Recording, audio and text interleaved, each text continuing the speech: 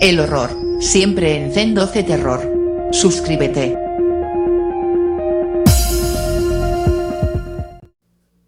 Muy buenas noches y bienvenidos al caso Amityville. Vamos a pasar a la noche donde los Luz tuvieron que abandonar esa mega casa, su morada, su casa de los sueños. Yo soy Diego Martí y una noche más vamos a ver y vamos a destripar todo el misterio de esta casa. Bueno, desde el capítulo anterior os he dejado con el suspenso de que os corté justo para esta noche, para que esta noche podamos deleitarnos un poco más con esa experiencia que tuvo esa familia, ya que no merecía la pena contarlo en 10 minutos, así que preferí hacerlo en una noche, en esta noche, y digamos esa noche dedicada a él.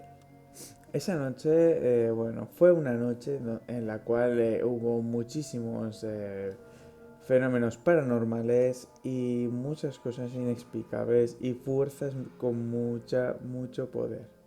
Recordad que esa casa había sido una ganga, había costado muy poco dinero para lo grande que era lo que tenía y el idílico sitio donde estaba ubicada. Una de las cosas que hay que ver, la gravedad del suceso, es que la familia abandonó y ver lo desesperada que estaba, ya que abandonaron esa casa sin coger ninguna de sus pertenencias y se fueron prácticamente con lo que llevaban puesto. Era una situación que les estaba desbordando y vieron que era la única solución y que merecía más su vida antes que los objetos. Así que vamos a ir retrocediendo en el tiempo, vamos a ir adentrándonos en esa casa, la casa de Amityville, en todo lo que iba aconteciendo ya esa fatídica noche. Y así os voy a ir exponiendo narrando y contando poco a poco para que os vayáis imaginando y os vayáis sumergiendo a esa casa. Hay que señalar que esa noche existe información bastante incierta, bastante contradictoria, ya que se ha influenciado mucho por el tema de las novelas que se han escrito, las películas, digamos que se ha distorsionado un poquito lo que es la realidad de esa noche.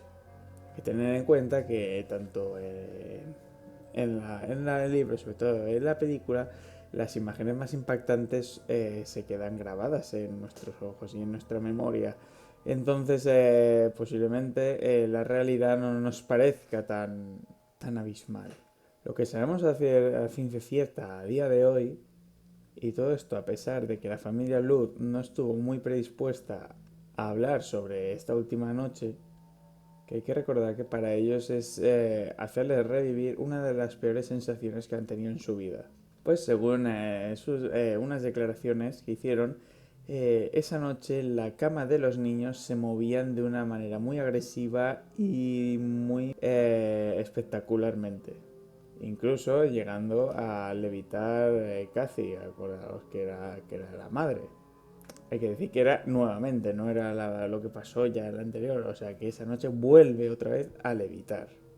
George volvería otra vez a escuchar esa banda de música que le perturbaba por las noches, que no sabía de dónde era, pues esa noche, por supuesto, volvió a escucharla y además algunas de las ventanas de la casa comenzarían a abrirse y cerrarse solas. George y Katy, que estaban completamente empapados de sudor, empezaron a notar como una presencia se introducía en su cama, pudiendo ver incluso huellas impregnadas en el colchón.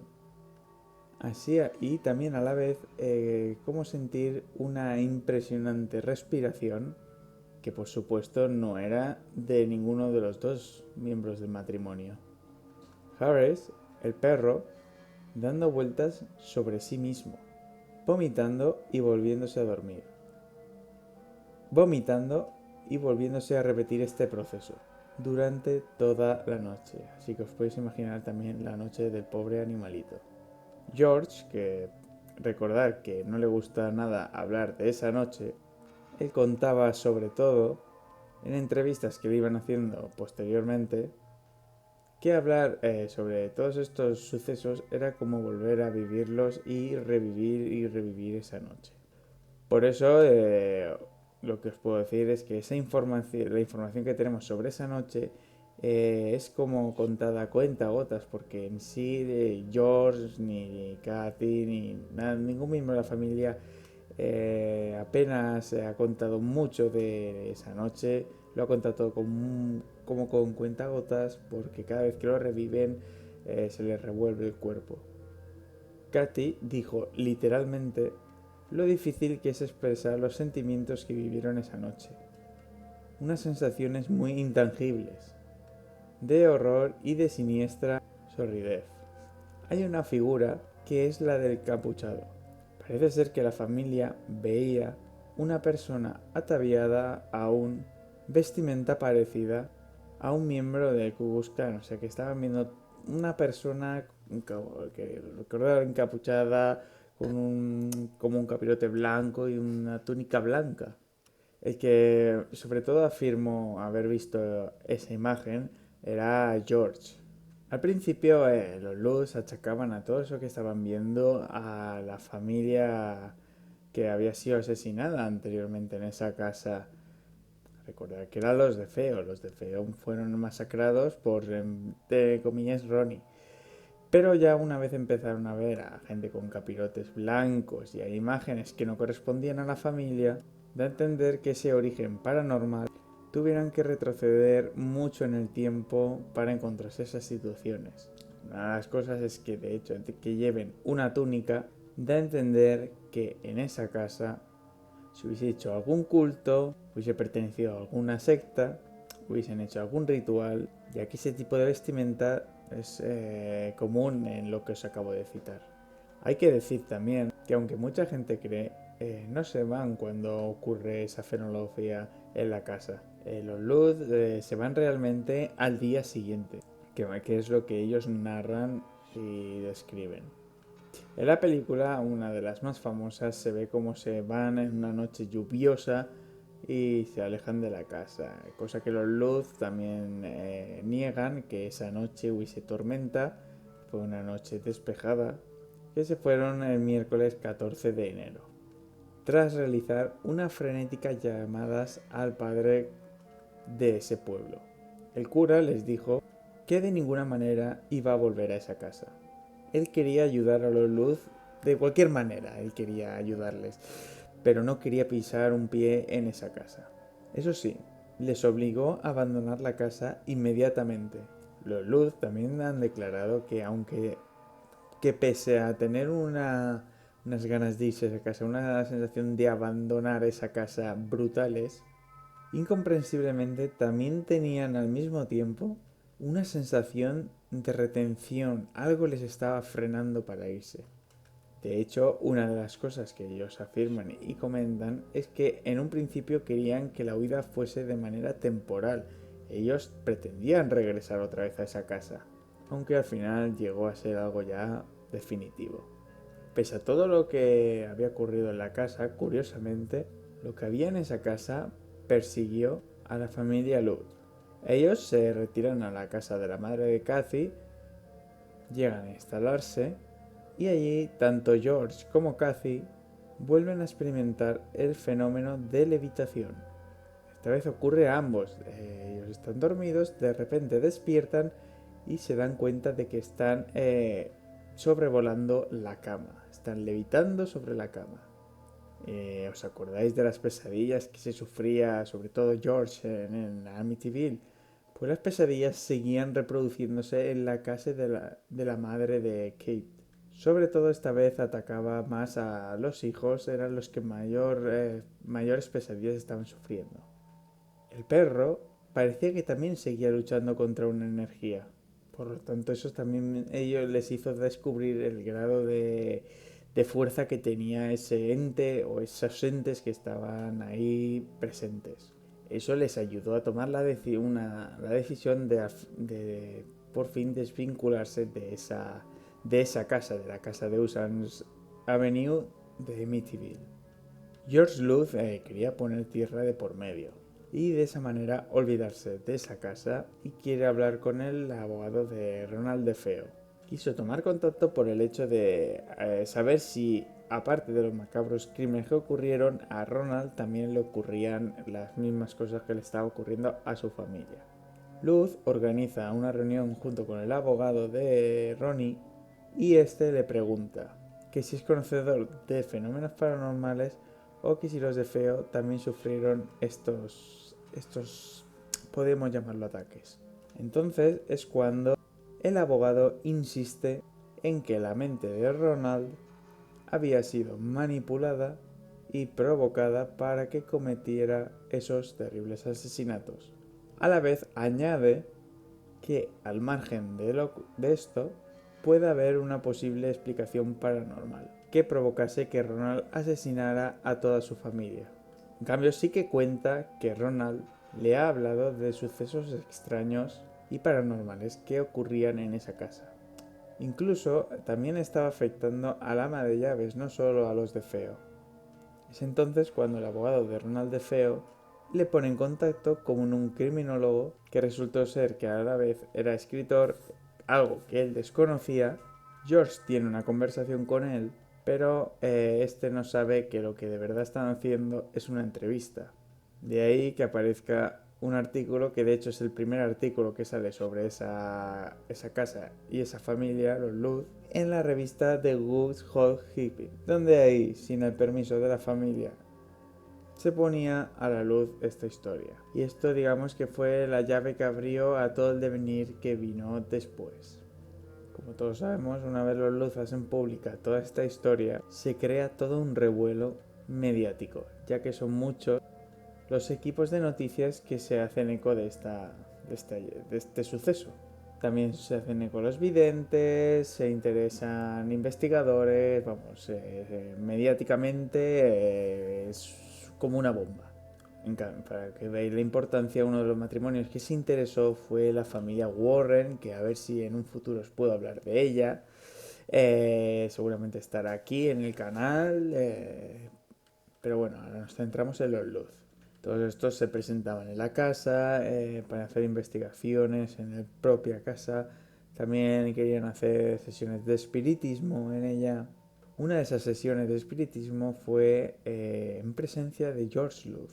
Todas estas cosas les hizo plantearse escribir un libro y de ese modo hacer que ese libro fuese su verdad, su historia, la real, ya que se estaban formando como muchas historias alrededor de esa casa. Y entonces decidieron contar su versión, que al fin y al cabo es contar su experiencia. Al fin y al cabo los que lo habían vivido en sus propias carnes eran ellos mismos. Hay que decir que la familia Luth en ese momento parecían unas estrellas del rock porque mediáticamente eran perseguidos por todos los lugares que iban, ya que les intentaban sacar todo tipo de información, que les contasen cualquier detalle para tener exclusividades, para así tener audiencia. De ese modo quisieron dejar la obra publicada para así por lo menos que la prensa bajase un poco, ya que tenían una obra la que había hecho el escritor que os he comentado anteriormente, que pensaban que era un simple entrevistador, y de esa manera ya apaciguar un poco a los medios. Pero las licencias que el escritor Anson hizo que el libro de este hombre no fuese una fuente fiel digna de la historia que pasó realmente en esa noche. Entonces, cuando la prensa se dio cuenta de que el escritor había metido mucho contenido de su propio puño y letra, la familia Luth volvió a ser perseguida para que contasen la verdad sobre esa noche y no la historia que había narrado ese escritor. En la década de los 80 los Luth llegaron a divorciarse, pero nunca han estado distantes, han estado bastante cercanos el uno al otro. George estuvo cerca de su mujer, que enfermó y a finales de 2004 falleció. Siempre estuvo bastante cerca de Kate. Los investigadores que iban a la casa llegaban a hacer incluso entrevistas en la propia casa, en la propia puerta de Amityville. Ya era tal el interés mediático que era imparable. Era, digamos que una forma de exprimir al máximo y reventar todo lo posible esa historia para el importe mediático que tú pensás que eso iba a dar una audiencia brutal. Los Luz llegaron a poner hasta incluso 13 demandas ya que se estaba vulnerando el derecho de la intimidad de la familia. Esto provocó que se tuvieran que coger un avión y marcharse a San Diego con la necesidad de reinventarse y olvidar lo que había sucedido y también liberarse de la presión mediática.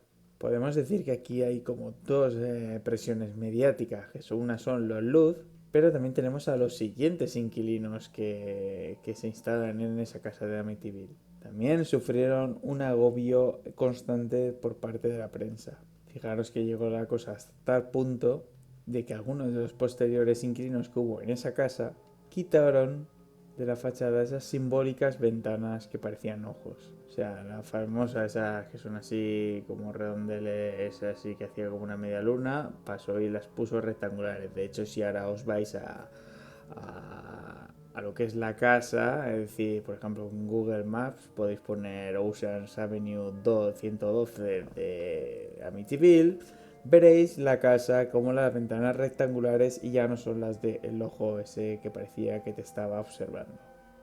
Al principio se achacaba que las familias que habían vivido en esa casa y no les había ocurrido nada, pero no era así.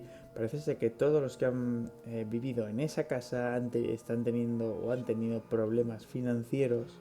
Daba igual que fuesen épocas de bonanza como que fuesen épocas de desdicha. El propio George Lewis diría luego en entrevistas como la casa, él dice que esa casa sería como la casa que más divorcios provoca en Estados Unidos. Parece ser que es algo que a él le pasó, recuerda que se divorciaron, pero parece ser que a todos los que han habitado esa casa han acabado divorciándose, todas las familias han acabado separadas. Es curioso porque se puede marcar una especie de área en la zona de la casa de Amityville, como que se expande. Y es que resulta que existen vecinos que están muy cercanos a la casa de Amityville y que les ocurren sucesos muy extraños. Por ejemplo, está el caso de una madre que en principio está en su sano juicio, de repente le da un brote y coge unas tijeras e intenta asesinar a su hija pequeña. ¿Puede ser casualidad? Podríamos decir que sí, pero dada la historia que centra en esa zona, yo creo que algo más hay. De hecho, hará unos 4 o 5 años, allí encontraron también en esa zona un niño pequeño que había sido asesinado. Es decir, ocurren cosas que no tienen mucho sentido, que son muy violentas. Sobre todo suelen tirar siempre por ataques y homicidios, que siempre relacionada en un área muy pequeña, muy estrecha y muy cercana siempre a lo que es la casa famosa de Amityville. Pasamos a la primera entrevista que tuvieron los Luz. Apenas habían pasado pocos años de la salida de esa casa. Estamos en el año 1979, ya con los Luz convertidos en un fenómeno mediático, y nos vamos a un programa de televisión presentado por el actor Leonard Nimoy. El programa se llamaba The Search Of, en el cual fueron entrevistados como George, Katy Luz, aunque también contó con la presencia que a día de hoy es la única vez que lo hizo en público, que fue del Padre Rey. Es la única entrevista que concedió. Este personaje, este padre, lo hizo también ocultando su identidad, así que en sí la única aparición que hizo no la hizo pública, podemos decirlo. Lo hizo ocultándose, pero bueno, luego ya se supo que fue él. Digamos que dejando de lado la familia Luz, fue la siguiente persona que peor lo pasó en todo lo que sucedió. A continuación voy a proceder a deciros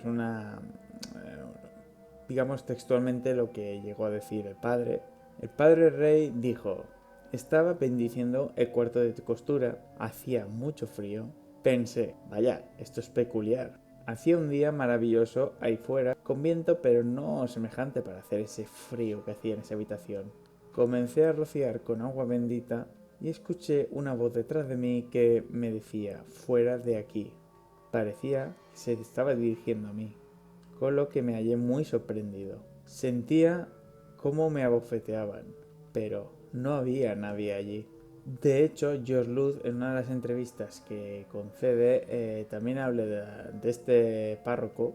Y una de las cosas que es curiosa, y es que el padre Wright vive todo este fenómeno, pero es mucho tiempo después, de hecho creo que es esta entrevista, cuando se descubre, cuando los Luz descubren que al padre Wright el día que fue a bendecir la casa le habían ocurrido estos hechos. Hay que decir que el padre Ray, por lo que comenta George, sí que había dejado caer sutilmente, como que acordaos que en la habitación que era la de las costuras, que es donde le ocurrieron los hechos al padre, este dijo que no fuese una sala para dormir, que pasase en el menor tiempo posible. Dijo, iba dejando caer como que en esa habitación no se pasase mucho tiempo por lo que podía pasar. Claro, digamos que lo que el padre tampoco quería era romper la ilusión de la familia que tenía depositadas en esa casa. Pues en esa entrevista que hicieron, los Luz también dejaron unas cuantas perlas. Tanto George como Katy aseguran una frase y es que cada habitación tenía su personalidad. George Luz también comenta los sentimientos que él también tenía cuando empezaron a manifestarse todos estos fenómenos. Textualmente, George dice, sentía confusión, ira, una ira que yo quería dirigir a Katy por alguna razón que no termino de entender. También sentía mal humor, perdería de unos 9 a 11 kilos en solo 28 días que fueron los que estuvimos en esa casa. Dejé de ir a la oficina. Para mí lo importante era mantenerme caliente y que el fuego de esa chimenea nunca se apagase. Todo era muy irregular. Nuestro comportamiento ante todo era errático. Es como si la casa los fuese retirando la vida. George cada vez trabajaba menos, salía menos, estaba volcado en el mantenimiento de la casa, prácticamente trabajaba para la casa. Katy se apuntó a unas clases de las cuales solo acudió una vez. Podríamos decirlo que era como una especie de depresión. Aparte de la pérdida de peso de George Luz, también sufría un proceso de envejecimiento muy rápido. Hay que recordar que solo estuvieron 28 días, entonces tampoco, digamos, fue muy brutal, pero sí que se notó que en 28 días como que le había caído una jarra de años encima. Y sobre todo la que más se le notaba era a Cathy, que parecía ser una anciana.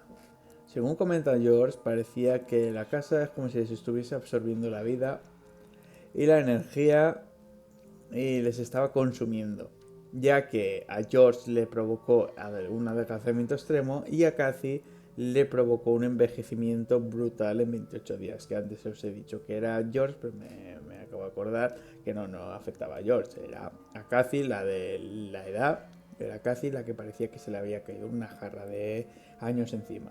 Aparte de todo lo que acabamos de hablar, George también empieza a hablar como de pensamiento, algo que a él no le gustaba y tenía una sensación y que le fue un poco difícil de explicar, era de que él empezaba a tener como unos pensamientos intrusivos, como pensamientos externos, a lo que siempre había sido su modo de pensar. Digamos que su mente reproducía acciones o imágenes completamente desagradables y violentas que le preocupaban porque él no se consideraba así y él consideraba como que la casa les estuviese manipulando psicológicamente o les estuviese metiendo cierta información dañina. De ahí su identificación, su futura identificación con Ronnie DeFeo. Él pensaba que Ronnie al final iba a tener razón y era la casa la que había provocado la locura de Ronnie y haberle provocado el asesinato de toda su familia.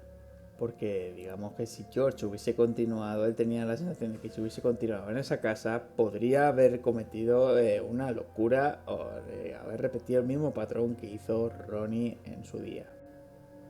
Vosotros pensáis que la gente se imagine todas estas sensaciones en Ronald de Feo. El crimen en ese momento ya cobraría todo sentido. Volvemos a la entrevista de 1979 en el programa In the Search of, donde Kathy también hizo unas declaraciones bastante inquietantes.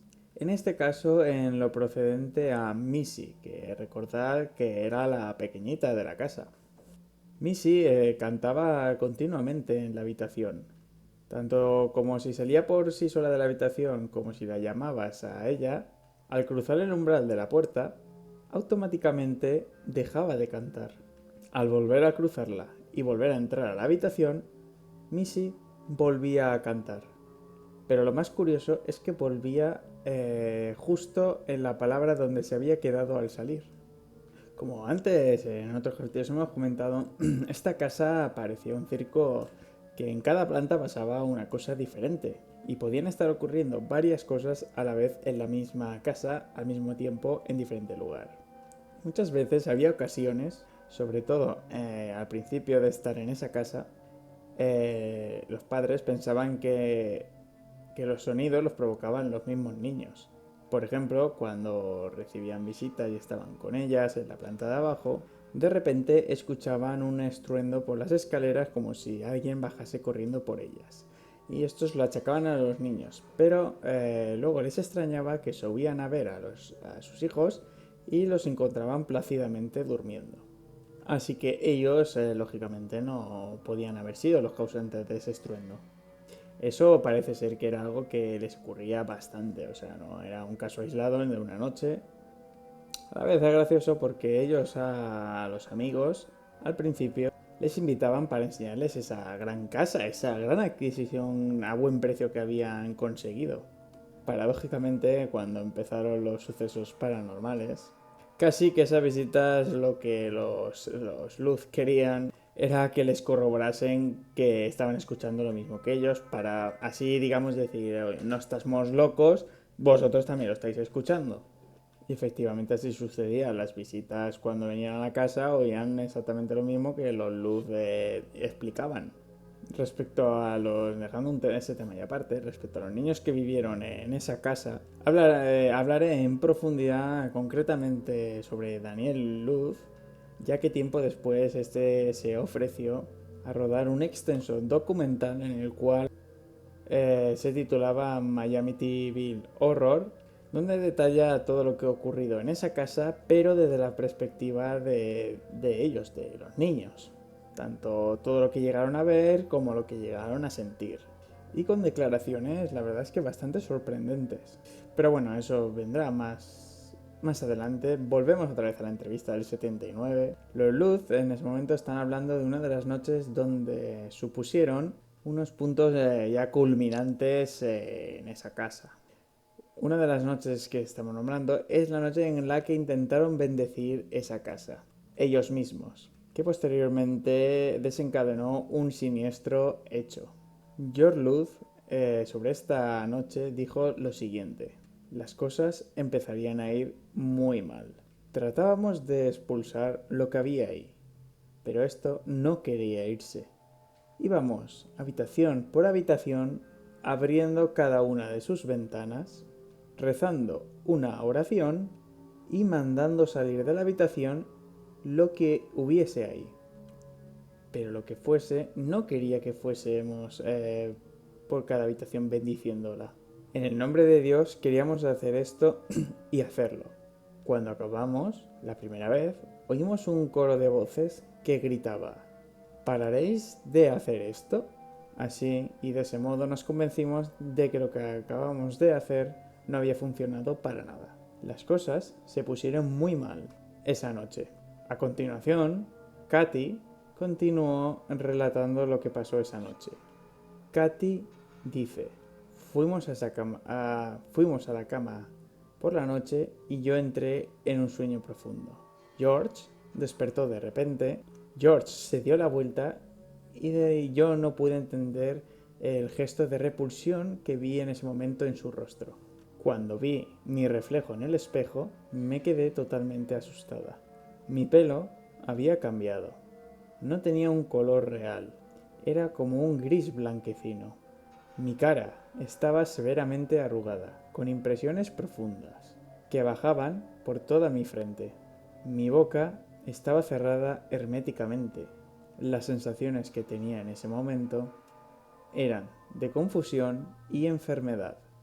De hecho, eso fue algo significativo, ya que estamos contando os estoy contando los horrores de Amityville, pero también hubieron manifestaciones paranormales, de hecho, en cuanto a la figura de Kathy, que es lo que estamos comentando ahora. ¿Qué podríamos decir que son manifestaciones paranormales que no están vinculadas a energías negativas? Tenéis que recordar que Kathy muchas veces decía que tenía una sensación de una presencia femenina que la achacaba a la señora de Feo. También tenía la sensación de que esa forma femenina se ponía detrás de ella y la llegaba a abrazar. Y en el momento en que eso ocurría, Kathy podía llegar a oler el perfume de una mujer. Ella estaba oliendo a una colonia femenina. Y dice que esa sensación y esa presencia era muy cálida y muy reconfortante. Recuerda que ella tenía sueños Kathy tenía sueños como que se posicionaba como Lois de Feo e incluso sentía los disparos en el momento de su muerte. Incluso algunos detalles porque Kathy a través de los sueños conoció o descubrió que tenía una infidelidad. Por no decirlo de alguna manera, Kathy se convirtió en un confidente de esa Lois de Feo. La propia Kathy, años después, sobre esta fenología que le estaba ocurriendo o que le había ocurrido, intentaría discernir entre una entrevista publicada a finales de los 80, lo que realmente ocurriría en la casa esa noche o en la casa en general y lo que la ficción decía que le ocurría, ya que por culpa tanto del libro como de las películas, quizá la información que venía de la casa era ya un poco desvirtuada. Bien, como os decía, al finalizar de esa entrevista de finales de los 80, Kathy diría lo siguiente: los extremos de alguno de los acontecimientos, como la sustancia que salía por las cerraduras, no fue realmente como lo retrataron. El final de la película, con toda esa porquería que sale de la casa, no fue realmente así. Pero contando esas experiencias, sí que tuvimos esas sustancias que salían por las cerraduras, también tuvimos líquido negro saliendo de los baños, había muebles que se movían solos, ventanas y puertas que se abrían y se cerraban, moscas que de repente aparecían, que no serían ni una ni dos, que recordar que que era pleno mes de enero y no era temporada de moscas. Perfectamente se podían reunir y concentrar unas 30-40 moscas perfectamente en una de las ventanas. Cada noche algo terrible ocurría. La puerta principal, que era de madera maciza y de bastante gran tamaño, hubo un día que se abrió sola hacia afuera, no habiendo ninguna explicación física. Esto fue supervisado por la policía y por un experto cerrajero. No tuvo ninguna explicación. Pensaba que todos estábamos perdiendo la cabeza en esa casa. Esos fueron, digamos, los primeros sucesos extraños que empezaron a experimentar en la casa. El de los puntos fríos. Los puntos fríos es lo primero que nada más entrar se detectó. En algunos puntos de la casa había una verdadera bajada de temperatura. Pero es curioso porque en algunos puntos fijos y otros puntos que venían y volvían. O sea, algunos puntos siempre estaban muy fríos y otros de repente estaban fríos como que de repente estaban calientes. George Luz declara que por lo menos había 3 lugares, 3 focos donde de verdad se notaba el verdadero frío y se notaba ese cambio de energía tan brusco. Uno era en la escalera, donde ya luego posteriormente vimos que había actividad. Había otro también en el sótano y otro también en el embarcadero. Eran los lugares donde podías poner perfectamente una hilera, porque siempre estaba muy frío. El del embarcadero fue uno de los primeros que George detectó como punto fijo. Sin embargo, el del sótano dice que no siempre estaba ahí, sino que a medida que iba pasando el tiempo se quedó ese tercer foco ya ahí ubicado. Hay que decir que los primeros días de estar en esa casa los fenómenos paranormales eran bastante sutiles. Digamos que sí, la primera cosa extraña o algo que desbloqueó bastante, que dejó bastante extrañado a George, es el hecho de que él se encontrase en la cama y escuchase como la puerta de la habitación, como estando la puerta abierta, de repente se cierra de golpe, con un verdadero portazo que resonó por toda la casa.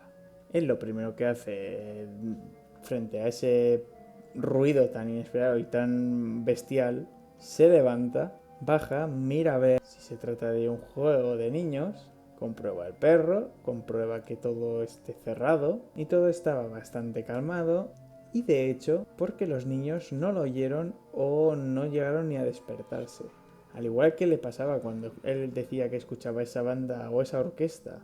Es un extraño fenómeno que él sentía en esa casa. Y era algo habitual que parece ser que cuando un miembro de la casa experimentaba un fenómeno paranormal, se creaba como una insonorización que nadie más lo podía llegar a escuchar. Este efecto de campana de irrealidad que estaba ocurriendo en la casa se puede achacar también a lo que ocurrió a Ronald DeFeo la noche de los asesinatos, que nadie de la familia se enteró de los disparos de esas armas tan ruidosas, ni siquiera los vecinos tampoco se alertaron por haber escuchado disparos. Al fin y al cabo, recordad que es un masacre de la familia y eran más de 5 disparos los que se escucharon. Digamos que se puede decir que es una vinculación entre las dos familias, entre la familia Luz y la familia DeFeo, porque ocurrió exactamente lo mismo. Podemos preguntarnos a ver si los Luz podían achacar esos fenómenos a los asesinatos que ocurrieron ahí.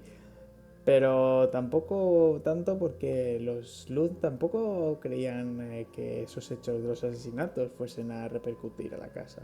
Pero sí, poco a poco se lo fueron tomando más en serio cuando la tecnología de la casa iba ya en aumento, ya que encontraban muchos puntos en común con la familia de Feo y muchas conexiones.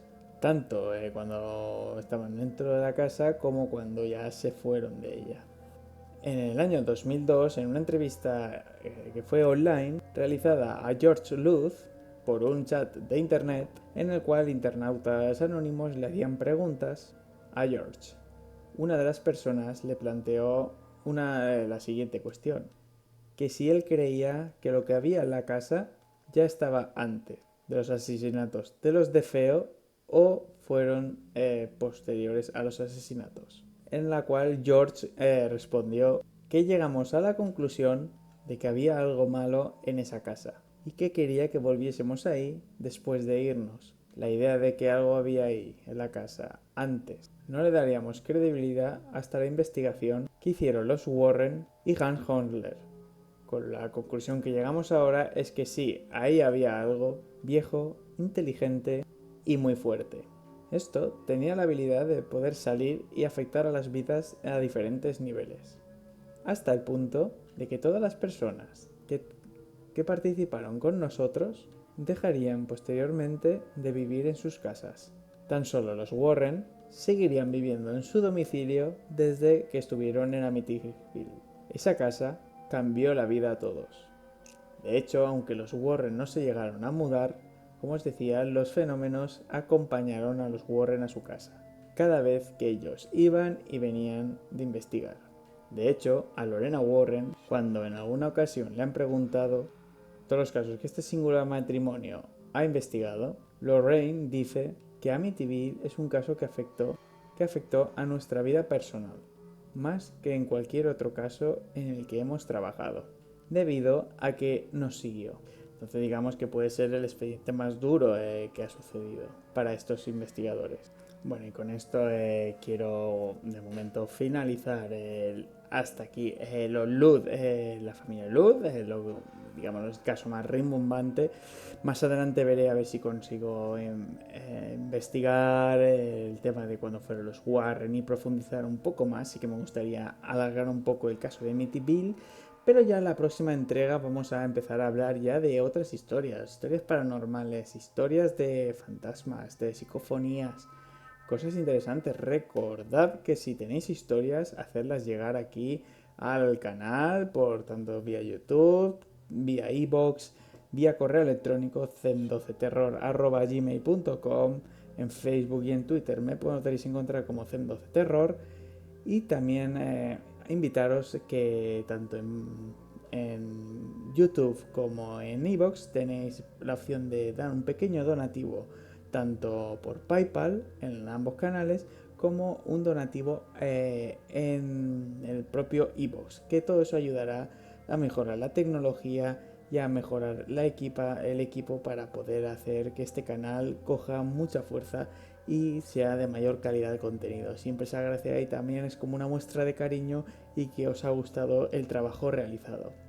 Espero que os haya gustado. Un saludo. Suscribiros si no estáis en todos los canales donde podéis ver en la descripción. Y nada, y nos vemos la semana que viene. Hasta pronto.